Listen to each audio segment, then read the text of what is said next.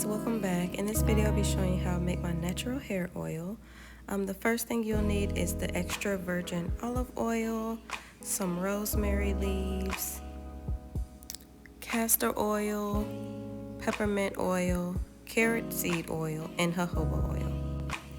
So we first want to start off by making the rosemary oil, and we do this by just adding a few tablespoons of olive oil into a warm pot and heating it to warm, and then adding the rosemary leaves.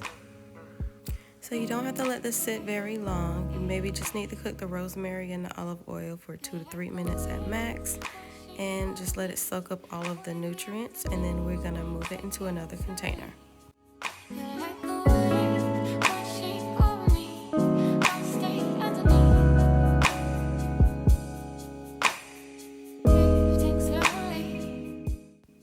Once the rosemary oil is complete, we're going to strain it into a smaller cup, push it to the side, and then we're going to allow it to cool while we continue to mix the rest of our natural oils. Now I found my little glass bottles off of Amazon.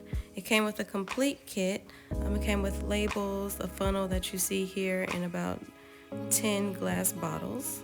So the first carrier oil we're going to use is jojoba oil, and we're going to fill it up about a quarter full. Next is castor oil. Castor oil I don't use a lot, maybe a tablespoon or so. And then the next one is carrot seed oil. Carrot seed oil I use about a tablespoon as well.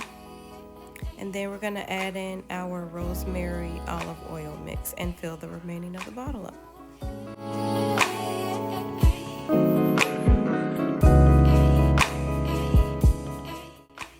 For the final ingredient, we're going to use about 20 drops of peppermint oil.